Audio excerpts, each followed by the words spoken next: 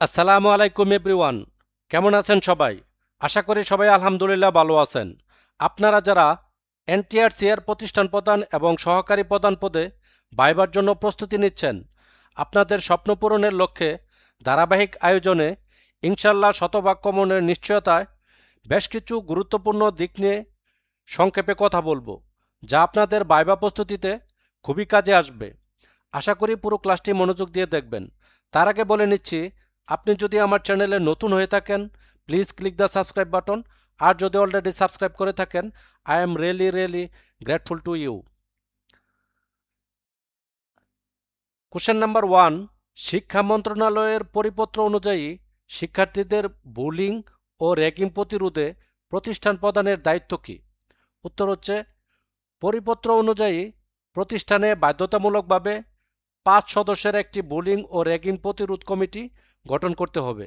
এছাড়া ক্যাম্পাসে CCTV camera স্থাপন, সচেতনামূলক সেমিনার এবং অভিযোগ বক্সের ব্যবস্থা করতে হবে। কোশ্চেন নাম্বার 2 হচ্ছে, জাতীয় শুদ্ধাচার কৌশল বা এনআইএস অনুযায়ী প্রতিষ্ঠান প্রধান হিসেবে আপনার ভূমিকা কেমন হওয়া উচিত? উত্তর হচ্ছে, প্রতিষ্ঠান প্রধান হিসেবে আমি নিজে সততা ও স্বচ্ছতা বজায় রাখব, সময় মতো কর্মস্থলে উপস্থিত হওয়া, বার্ষিক কর্ম সম্পাদন চুক্তি বাস্তবায়ন, সেবা প্রতিদান প্রতিশ্রুতি দৃশ্যমান স্থানে ঝুলিয়ে রাখা এবং জবাবদিহিতা নিশ্চিত করার মাধ্যমে প্রতিষ্ঠানে শুদ্ধাচার প্রতিষ্ঠা করব। নেক্সট কোশ্চেন, কোনো শিক্ষকের বিরুদ্ধে বিভাগীয় মামলা চলাকালীন তিনি কি পদত্যাগ করতে পারবেন? উত্তর হচ্ছে না।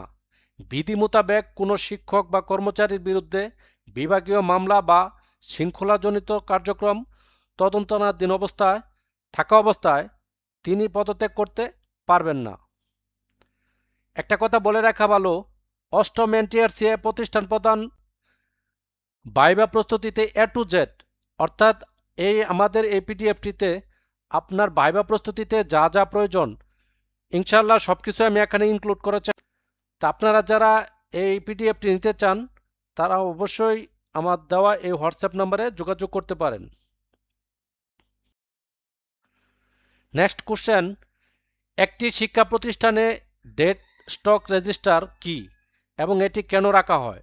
উত্তর হচ্ছে, প্রতিষ্ঠানের স্থায়ী এবং অবিনাশী সম্পত্তি যেমন আলমারি, টেবিল, চেয়ার, কম্পিউটার বা ল্যাবরেটরির যন্ত্রপাতি ইত্যাদি হিসাব যে রেজিস্টারে রাখা হয় তাকে ডেট স্টক রেজিস্টার বলে।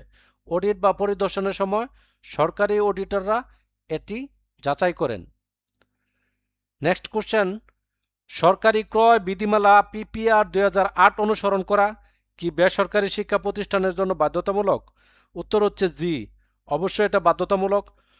সরকারি অনুদান যেমন ভবনের সংস্কার, ল্যাব স্থাপন বা প্রতিষ্ঠানের নিজস্ব তহবিল যে কোনো খাতেই বড় অঙ্কের ক্রয়ের ক্ষেত্রে স্বচ্ছতা নিশ্চিত করতে পিপিআর 2008 এর নিয়ম যেমন উন্মুক্ত দরপত্র বা কোটেশন আহ্বান মেনে চলতে হবে।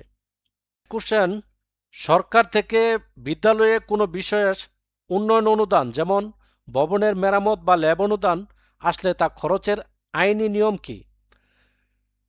উত্তর হচ্ছে, সরকারি অনুদানের টাকা খরচের জন্য শিক্ষা প্রকৌশল অধিদপ্তর ইইডি বা সংশ্লিষ্ট দপ্তরের দেওয়া সুনির্দিষ্ট গাইডলাইন বা প্রাক্কলন অনুসরণ করতে হবে।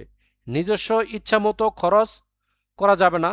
খরচের পর প্রতিটি বিল বাউচার কার্য সমাপ্তি কমিটির মাধ্যমে যাচাই করে অডিট ফাইল প্রস্তুত করে রাখতে হবে।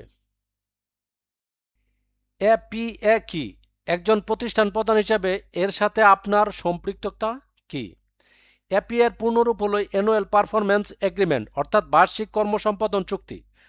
সরকারের কৌশলগত লক্ষ্যসমূহ বাস্তবায়নের জন্য ঊর্ধ্বতন কর্তৃপক্ষের সাথে অধীনস্থ দপ্তরের যে চুক্তি হয় তাকে এপিএ বলে। শিক্ষা মন্ত্রণালয়ের লক্ষ্যমাত্রা অনুযায়ী বিদ্যালয়ের বছরের শুরুতে একটি কর্মপরিকল্পনা যেমন পাশের হার বৃদ্ধি, ড্রপ আউট কমানো, ডিজিটাল সেবা বৃদ্ধি তৈরি করা এবং বছর শেষে তার অগ্রগতি প্রতিবেদন উপজেলা এবং জেলা শিক্ষা অফিসে জমা দেওয়ার প্রতিষ্ঠান প্রদানের প্রশাসনিক দায়িত্ব। এনটিআরসি ভাইবার প্রস্তুতিতে A to Z পিডিএফটি পেতে যোগাযোগ করুন আমাদের দেওয়া এই হোয়াটসঅ্যাপ নাম্বার।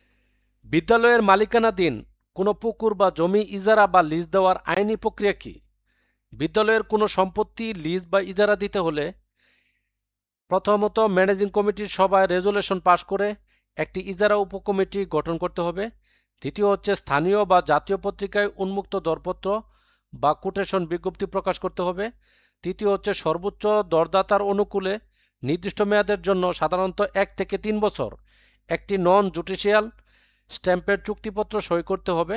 চতুর্থ হচ্ছে ইজারা সম্পূর্ণ টাকা সরাসরি বিদ্যালয়ের ব্যাংক অ্যাকাউন্টে জমা করতে হবে। কমিটির কোনো সদস্য বা প্রধান শিক্ষক নগদে এই টাকা পকেটে রাখতে পারবেন না। অষ্টম এনটিআরসি প্রতিষ্ঠান প্রধান ভাইবা প্রস্তুতি A to Z পিডিএফটি পেতে যোগাযোগ করুন আমাদের দেওয়া এই হোয়াটসঅ্যাপ নাম্বারে। সো এই ছিল আমাদের আজকের টিউটোরিয়াল। আশা করি ক্লাসটি আপনাদের ভালো লেগেছে। যদি ভালো লেগেই থাকে তাহলে একটা লাইক দিবেন, কমেন্ট করে জানাবেন কেমন লাগলো, আর আপনার কলিগদের সাথে শেয়ার করতে একদমই ভুলবেন না। আর আমার চ্যানেলে সাবস্ক্রাইব তো মাস্ট। দেখা হবে পরবর্তী টিউটোরিয়ালে। ততদিন সবাই সুস্থ থাকি, ভালো থাকি। আসসালামু আলাইকুম।